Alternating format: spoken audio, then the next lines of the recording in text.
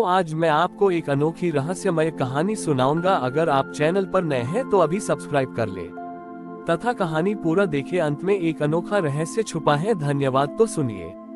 प्राचीन नैमिषारण्य वन के पास एक प्रसिद्ध वेदांत विद्यालय था, जहां व्यास नामक एक युवा विद्वान अध्ययन करता था। व्यास ने वर्षों तक उपनिषदों का गहन अध्ययन किया और वही ये सिद्ध करने में माहिर था कि परम सत्य ब्रह्म को केवल शब्दों, तर्कों और तार्किक परिभाषाओं के माध्यम से ही समझा जा सकता है।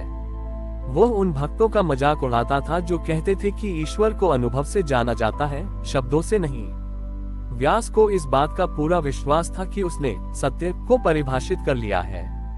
एक दिन व्यास ने घोषणा की कि वह मोक्ष प्राप्त करने के लिए कठोर तपस्या करेगा, क्योंकि अब वह जानता था कि मोक्ष क्या है और वह कैसे प्राप्त होता है। व्यास ने वन में जाकर तपस्या शुरू की। कई महीनों की तपस्या के बाद वह एक ऐसे गहन समाधि में लीन हो गया जहां उसे ब्रह्मांड के सभी शब्द सुनाई देने लगे। वे शब्द जो लिखे गए थे, जो बोले गए थे और जो भविष्य में बोले जाएंगे। अचानक उस शब्दों के महासागर में एक दिव्य संगीत गूंजा, जो किसी भी शब्द या भाषा से परे था। इस संगीत के साथ व्यास के सामने चतुर्भुज रूप में भगवान विष्णु प्रकट हुए। भगवान विष्णु ने व्यास से पूछा, वत्स व्यास, तुमने सृष्टि के सभी शब्द सुन लिए हैं, अब बताओ मैं कौन हूँ? अपनी सबसे सटीक तार्किक परिभाषा में मुझे परिभाषित करो। व्यास ने तुरंत अपनी सारी विद्वता एकत्र की। उसने वेदों और उपनिषदों से सबसे गूढ़ और सटीक शब्दों को चुनना शुरू किया। उसने कहा, आप अद्वैत, निराकार, सच्चिदानंद, नेति नेति हैं, आप वह परम सत्ता हैं जिसे शब्दों द्वारा अपरिभाषित किया गया है। व्यास लगभग 1 घंटे तक बोलता रहा, हर बार एक नई, अधिक जटिल और अधिक सटीक परिभाषा देता रहा। जब वह रुका तो वह संतुष्ट था कि उसने परम सत्य को तर्क की सीमा में बांध दिया है।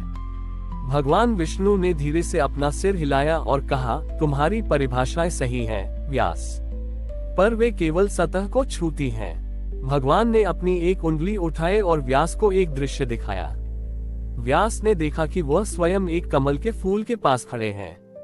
उस कमल के फूल की सुगंध इतनी दिव्य, इतनी मादक और इतनी सुखद थी कि व्यास ने अपने जीवन में कभी ऐसा अनुभव नहीं किया था। भगवान ने कहा, व्यास, अब तुम उस सुगंध को मुझे शब्दों में परिभाषित करो। मुझे बताओ कि यह कैसी सुगंध है। व्यास ने फिर अपनी सारी विद्वता एकत्र की। उसने कहा, यह सुगंध मधुर है, दिव्य है, मादक है, सुखद है, ये प्राकृतिक है, ये आत्मा को शांति देती है। ...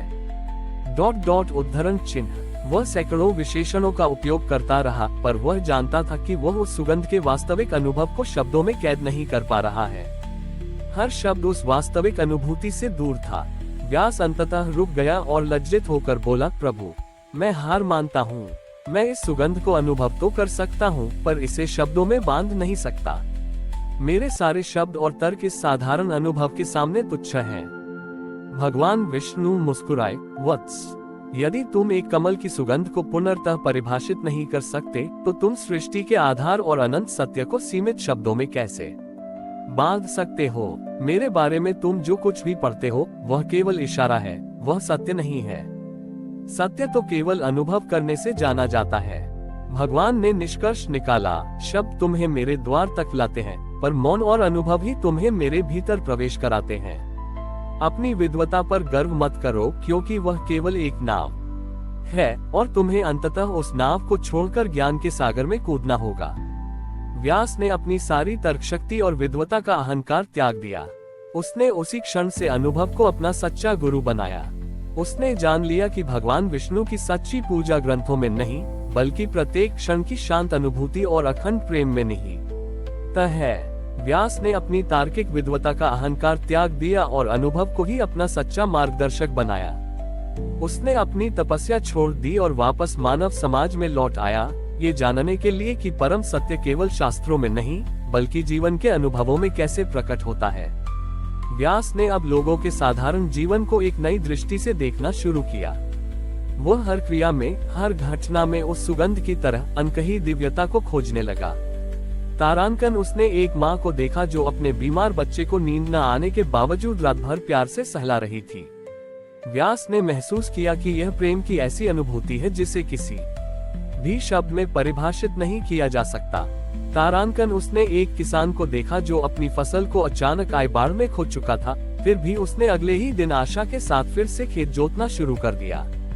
व्यास ने महसूस किया कि यह मानवीय इच्छा शक्ति की ऐसी सुगंध है जिसे साहस या धैर्य जैसे शब्दों से पूरी तरह व्यक्त नहीं किया जा सकता। व्यास ने पाया कि उसकी वर्षों की तपस्या से भी ज्यादा गहरा ज्ञान उसे अब साधारण जीवन के अनुभवों से मिल रहा था।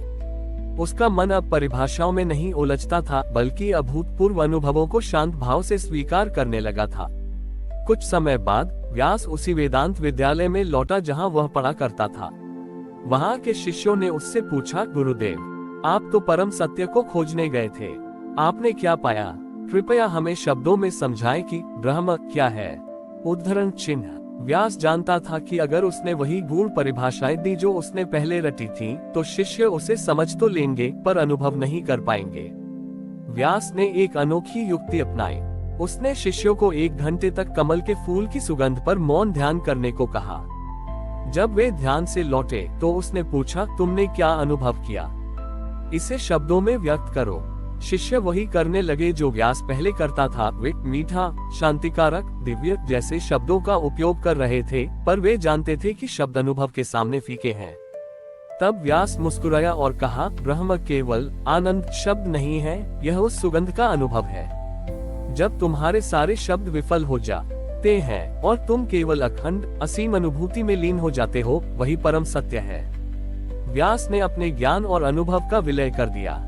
उसने शिष्यों को सिखाया कि वे पहले तर्क का उपयोग करें ताकि उनका मन अंधविश्वास से मुक्त हो जाए, और फिर वे मौन और अनुभूति का उपयोग करें ताकि वे सत्य को जान सकें। उसने शब्दों की सी, आ और अनुभव की दिव्यता दोनों को स्वीकार किया।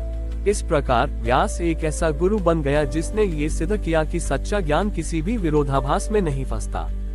वह जानता था कि भगवान विष्णु की पूजा तब पूर्ण होती है जब ज्ञान, शब्द और भक्ति अनुभव एक दूसरे के पूरक बन जाते हैं। हमारी और भी आध्यात्मिक एवं अनोखी कहानियां देखने के लिए हमारे चैनल पर जाएं तथा धार्मिक एवं पौराणिक अनोखी कहानियां हमारे चैनल पर है। कृपया जाके देखें तथा हमारे चैनल को सब्सक्राइब करके रखें और वीडियो लाइक जरूर करें। धन्यवाद।